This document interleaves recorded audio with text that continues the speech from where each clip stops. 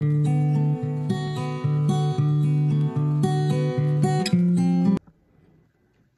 Friends, Radhe Radhe, जय श्री कृष्णा।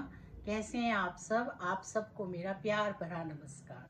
स्वागत है आपका क्या कहते हैं आपके नंबर में। मैं आपकी अपनी एस्ट्रोन्यूमोलॉजिस्ट ललिता टंडन। आज इस वीडियो में बात करेंगे कन्या राशि वालों का कैसा रहेगा अप्रैल का महीना। कन्या राशि जो कि बुध रूल करता है, बुध की राशि है। और यहाँ पर जो कन्या राशि है काल पुरुष की कुंडली की छठी राशि है।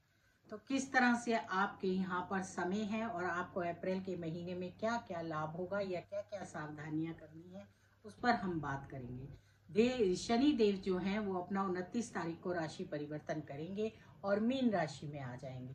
और उसके साथ साथ आप नया साल है और नए साल के हमारे जो राजा हैं वो सूर्य हैं और मंत्री भी सूर्य हैं। आप सबको नए साल की बहुत बहुत शुभकामनाएं। नवरात्रि की भी बहुत बहुत शुभकामनाएं। आपका ये साल मंगलमय हो। आप लोग सब सदा खुश रहें। तो चलिए, उससे पहले आप सब मेरा YouTube channel astrologer Lalita Tandon like कीजिए, सब्सक्राइब कीजिए और बेल आइकॉन को जरूर दबाइए। यहाँ कन्या राशि वालों के लिए किस तरह से ग्रह गोचर है, पहले मैं आपको बता देती हूँ कि गोचर में किस घर में आपके प्लैनेट्स बैठे हुए हैं। उससे आप खुद ही अपने आप को समझने में आसानी हो जाएगी कि आपके लिए ये समय अप्रैल का महीना कैसा रहेगा। अगर देखें तो केतु आपके लगन में बैठे हुए हैं और बिल्कुल सामने 7वें घर में राहु, बुध, शुक्र, सूर्य और शनि, यानी 5 ग्रह बैठे हुए हैं।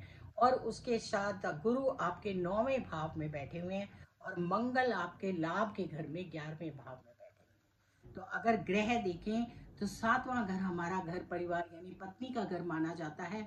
और उसके साथ साथ अगर आप व्यापारी हैं या आप बिजनेसमैन किसी के साथ साझेदारी में काम करते हैं तो साझेदारी का घर माना जाता है। तो यहाँ पर आपके सारे ही ग्रह आकर बैठ गए हैं। तो किस तरह का रहेगा आपका समय? आपको चाहिए कि आपको एक तो किसी से नाराज नहीं होना है, सबको साथ लेकर चलना है। क्योंकि आपका ये चाहे परिवार हो, चाहे आपका जहाँ आप व्यापार करते हैं और चाहे नौकरी हो, सबके सब तो ग्रह वहीं बैठ गए हैं। तो वहाँ पर अगर आप सबको साथ लेकर चलेंगे, किसी को नाराज नहीं करेंगे, तो उससे आपको बहुत लाभ होगा और आपके काम बहुत बनेंगे। और आप किसी भी बात पर अगर गुस्सा करेंगे या झगड़ा करेंगे तो उससे नुकसान आपका ही होगा। तो इसलिए झगड़ा ना कर, विवाद ना कर, किसी वाद विवाद में ना पड़कर सबको अपने साथ लेकर चलिए। मैं बार बार यही बात सबको समझा रही हूँ कि ये इतने सारे घर जब एक जगह में आके बैठ जाते हैं तो ये देखना चाहिए कि ये 12वीं राशि है, देवगुरु बृहस्पति की राशि है। और देवगुरु बृहस्पति के घर जो भी आएगा गुरु उसको नाराज नहीं करेंगे। लेकिन फिर भी हमें संभल के चलने की जरूरत है। जिस तरह हमारे घरों में शादियां होती हैं और बहुत सारे ऐसे रिश्तेदार होते हैं जिनकी वजह से हमें प्रॉब्लम्स में भी कई आ जाते हैं। तो उसी तरह से ग्रहों को लेकर चलिए और शांति बनाए रखिए। इससे आपका समय जो है वो जल्दी कट जाएगा। सूर्य तो 15 दिन बाद ही अपना राशि परिवर्तन कर लेंगे। इसलिए समय धीरे धीरे धीरे धीरे बड़ी अच्छी तरह से परिस्थितियों को चेंज करता हुआ चला जाएगा। तो यहाँ पर अगर आप ध्यान देंगे और जो आपकी जिम्मेदारियां हैं या जो आपके काम हैं जो आपने करने हैं उनको आप पूरी निपुणता से करेंगे तो आपको बहुत लाभ मिलेगा और आपके काम भी बनेंगे और आप आगे भी बढ़ेंगे और जीवन की उपलब्धियों को प्राप्त भी करेंगे। पूरा प्रयास कीजिए कि आप अपने कामों को पूरी तरह से कीजिए और पूरी अच्छे तरीके से करेंगे तो बहुत अच्छा रहेगा।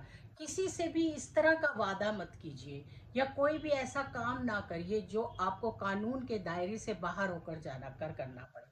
कई बार हम किसी बात का किसी से प्रॉमिस कर देते हैं या ये कह देते हैं कि ठीक है ये काम तो मैं करवा दूंगा या मैं करा लूंगा या मेरी जान पहचान है, लेकिन हम वो काम कर भी दें तो उसके जो परिणाम है वो अच्छे नहीं आते हैं। तो यहाँ पर संभल कर काम करने की ज़रूरत है। किसी से भी प्रॉमिस ना कीजिए। जो आपके दायरे में काम है उतने ही काम कीजिए। कोई भी ऐसा कार्य ना कीजिए कि आगे जाकर आपको उससे परेशानी उठानी पड़े। यानी कि कोई भी काम कानून के दायरे से बाहर जाकर मत कीजिए। कई बार लोग जो होते हैं वो काम करा लेते हैं और कह देते हैं आज तो हो गया, लेकिन वो आज का काम भी अगर वो काम ठीक नहीं है तो आगे जाके नुकसान देता है और हमारा काम है आपको अवेयर करना। तो इसलिए बहुत सोच समझ कर विचार कर कार्य कीजिए उसी से आपको लाभ मिलेगा। कोई भी काम जो है उसको, जो आपकी सीमा के अंदर नहीं है या जिसकी आपकी प्रतिभा नहीं है, उसको करने की कोशिश मत कीजिए। खुद भी निराश होंगे और जिससे प्रॉमिस करेंगे वो भी निराश होगा और रिश्ते भी खराब होंगे। कई बार हम अपनी पत्नी, क्योंकि ये पत्नी का भी घर है, यहाँ पर अपनी पत्नी को ही किसी ऐसी चीज का आश्वासन दे देते हैं या कोई ऐसा काम करने की कोशिश करते हैं जो इनलीगल होता है। उसको आप समझ सकते हैं, परिवार में कोई प्रॉपर्टी का काम हो या कोई बिजनेस में कोई ऐसा काम हो, साझेदारी में लोन ले लें अचानक या बिना बताए कोई ऐसा काम कर लें जिसका आगे जाके आपको परिणाम भुगतना पड़े। तो सोच विचार कर, अपनी सीमा के अधीन रहकर प्यार मोहब्बत से इस टाइम को निकालिए। और जैसे जैसे ग्रह आगे बढ़ेंगे, जो जो ग्रह जो फिर इनकी युतियाँ कम होती जाएंगी, समय अच्छा आता जाएगा और आपको लाभ मिलेगा। छोटे छोटे उपाय कीजिए, गणपति भगवान की पूजा कीजिए, गणपति पर दुर्वा चढ़ाइए, जितना हो सके उतना अपनी वाणी पर नियंत्रण रखिए और गाय को चारा डालिए और ओम गण गणपति की एक माला रोज कीजिए। इससे आपको बहुत लाभ मिलेगा और आपके काम बनेंगे। छोटी इलायची की चाय पीजिए। खास तौर पर अगर आपकी पत्नी या साझेदारी में कोई दिक्कत आ रही हो तो पिस्ता की बर्फी खाइए और खिलाइए और छोटी इलायची की चाय पीजिए और पिलाइए। राधे राधे, जय श्री कृष्णा। फिर मिलेंगे नई वीडियो में। तब तक के लिए आप सबको मेरा प्यार भरा नमस्कार।